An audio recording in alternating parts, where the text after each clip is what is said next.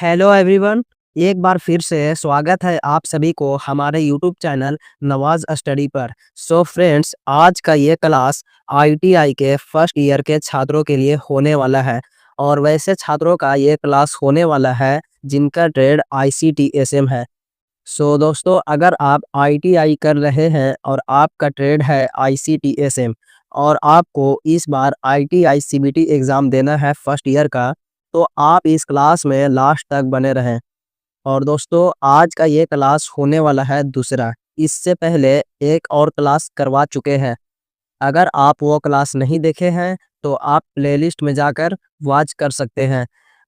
और आज इस क्लास में आईसीटीएसएम के पहले चैप्टर से जो क्वेश्चंस बच गए थे, आज इस क्लास में कंप्लीट पूरा कराने वाले हैं। तो अगर आप पहला क्लास नहीं देखे हैं तो वो क्लास भी देख लें और आप इस क्लास को भी ज़रूर देखें। और दोस्तों, अगर आप हमारे यूट्यूब चैनल पर पहली बार आए हैं तो सबसे पहले आप इस चैनल को सब्सक्राइब कर लीजिए, क्योंकि जब भी क्लास का वीडियो अपलोड करूं तो आप तक सबसे पहले पहुंचे। और अगर आप ये क्लास फेसबुक पर देख रहे हैं तो सबसे पहले आप इस फेसबुक पेज को फॉलो कर लीजिए। और चलिए दोस्तों, शुरू करते हैं आज का क्लास।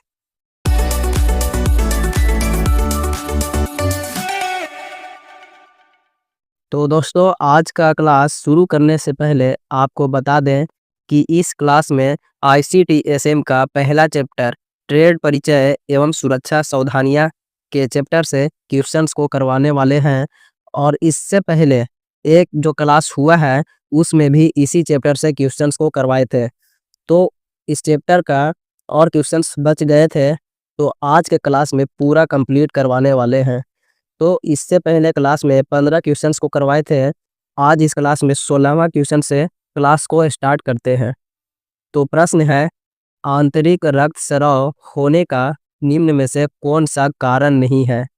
प्रश्न है कि आंतरिक रक्तस्राव होने का निम्न में से कौन सा कारण नहीं है। ऑप्शन ए है किसी आंतरिक हड्डी का टूट जाना। ऑप्शन बी है फेफड़ों और गुर्दों से रक्तस्राव होना। ऑप्शन सी है किसी अंग का कट जाना। और ऑप्शन डी है विकृत, यकृत या तिल्ली से रक्तस्राव होना। तो प्रश्न के मुताबिक राइट आंसर हो जाएगा ऑप्शन नंबर सी, किसी अंग का कट जाना। किसी अंग का कट जाना ये आंतरिक रक्तस्राव होने का कारण नहीं है। Option number C is correct. तो नेक्स्ट प्रश्न है, एक वयस्क के शरीर में आमतौर पर कितना रक्त होता है। वयस्क का मतलब होता है नौजवान। तो मतलब एक स्वस्थ आदमी, नौजवान जो हो, उसके शरीर में आमतौर पर कितना खून होता है। ऑप्शन ए है 8 लीटर, ये बी ऑप्शन है। ऑप्शन बी है 5 से 6 लीटर।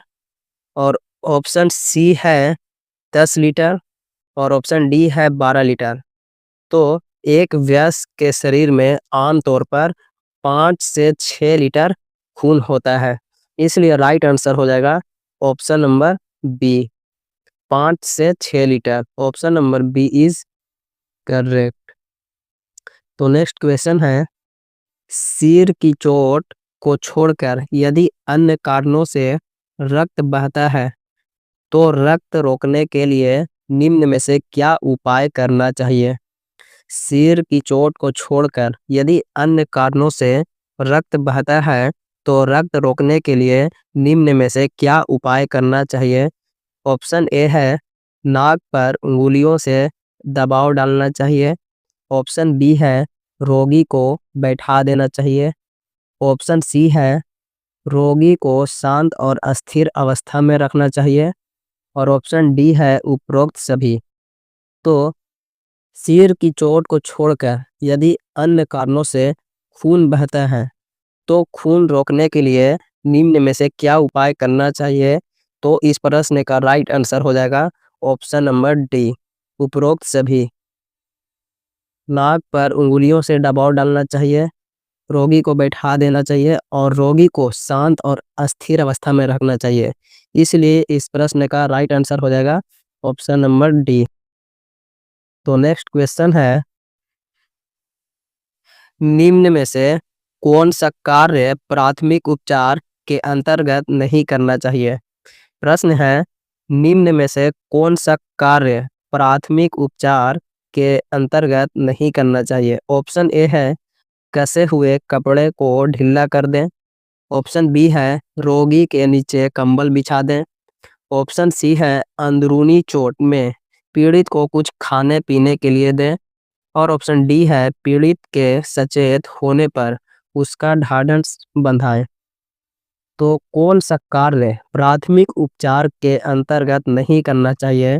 तो इसका राइट आंसर है ऑप्शन नंबर सी, अंदरूनी चोट में पीड़ित को कुछ खाने पीने के लिए दें। यह ऑप्शन फर्स्ट एड के अंदर नहीं आता है, इसलिए इस प्रश्न का राइट आंसर है ऑप्शन नंबर सी। तो नेक्स्ट क्वेश्चन है,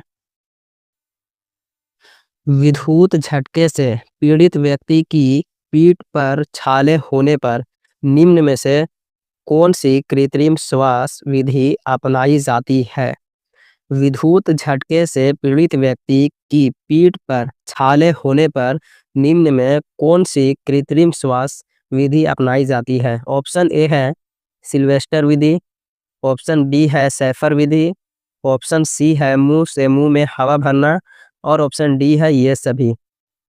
तो दोस्तों इस प्रश्न का राइट आंसर है ऑप्शन नंबर बी, सैफर विधि। विद्युत झटके से पीड़ित व्यक्ति की पीठ पर छाले होने पर सैफर विधि श्वास अपनाई जाती है। Option number B is correct. Next प्रश्न है, कृत्रिम श्वास क्रिया की सरलतम विधि है? ऑप्शन ए है सिल्वेस्टर विधि। ऑप्शन बी है सैफर विधि। ऑप्शन सी है मुंह से मुंह में श्वास देना। और ऑप्शन डी है इनमें से कोई नहीं।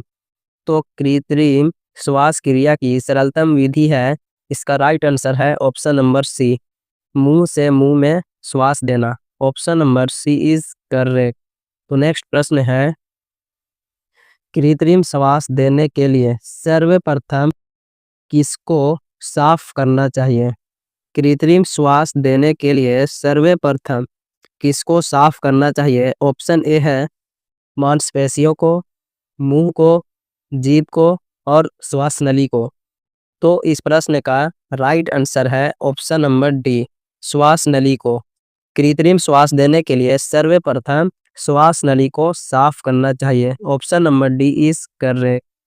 नेक्स्ट प्रश्न है, वायुमंडल से मस्तिष्क और शरीर की विभिन्न कोशिकाओं तक ऑक्सीजन पहुंचाने के लिए शरीर में कौन सी महत्वपूर्ण क्रिया होती है?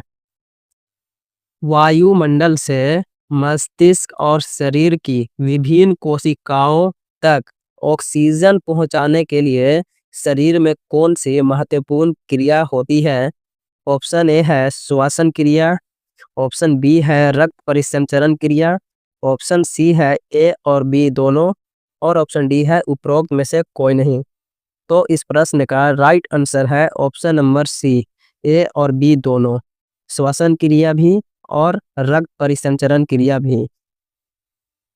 वायुमंडल से मस्तिष्क और शरीर के विभिन्न कोशिकाओं तक ऑक्सीजन पहुंचाने के लिए शरीर में श्वसन क्रिया और रक्त परिसंचरण क्रिया होती है। Option number C is correct. Next प्रश्न है, निम्न में से किस विधि में पीड़ित को पीठ के बल लिटाकर उसकी पीठ के नीचे तकिया लगाते हैं? निम्न में से किस विधि में पीड़ित को पीठ के बल लिटाकर उसकी पीठ के नीचे तकिया लगाते हैं? ऑप्शन ए है सिल्वेस्टर विधि। ऑप्शन बी है सैफर विधि। ऑप्शन सी है मुंह से मुंह में हवा भरना विधि। और ऑप्शन डी है उपरोक्त सभी। तो इस प्रश्न का राइट आंसर है ऑप्शन नंबर ए, सिल्वेस्टर विधि। सिल्वेस्टर विधि में पीड़ित को पीठ के बल लिटाकर उसके पीठ के नीचे तकिया लगाते हैं, इसलिए option number A is correct. तो नेक्स्ट क्वेश्चन है और आज का इस क्लास का लास्ट क्वेश्चन है और आपका ICTSM का पहला चैप्टर ट्रेड परिचय एवं सुरक्षा सावधानियां के चैप्टर से सारे क्वेश्चंस पूरे हो गए और अगर आप क्लास को अच्छे से देखे होंगे तो लगभग क्वेश्चंस आपको याद हो जाएंगे कि सिल्वेस्टर विधि में कृत्रिम श्वसन देने वाले व्यक्ति को पीड़ित व्यक्ति के किस अंग के पास बैठना चाहिए। सिल्वेस्टर विधि में कृत्रिम श्वसन देने वाले व्यक्ति को पीड़ित व्यक्ति के किस अंग के पास बैठना चाहिए। ऑप्शन ए है पैर के पास, ऑप्शन बी है सिर के पास, ऑप्शन सी है घुटनों के पास और ऑप्शन डी है सीने के पास। तो इस प्रश्न का राइट आंसर है ऑप्शन नंबर बी, सिर के पास। सिल्वेस्टर विधि में कृत्रिम श्वसन देने वाले व्यक्ति को पीड़ित व्यक्ति के सिर के पास बैठना चाहिए। Option number B is correct. तो दोस्तों, आपको ये क्लास कैसा लगा कमेंट कीजिए, और अभी तक आप इस चैनल को सब्सक्राइब नहीं किए हैं तो सबसे पहले आप इस चैनल को सब्सक्राइब कर लीजिए, और अगर आप ये क्लास फेसबुक पर देख रहे हैं तो आप इस पेज को फॉलो कर लीजिए। और बहुत जल्द मिलते हैं नए क्लास के साथ। जय हिंद।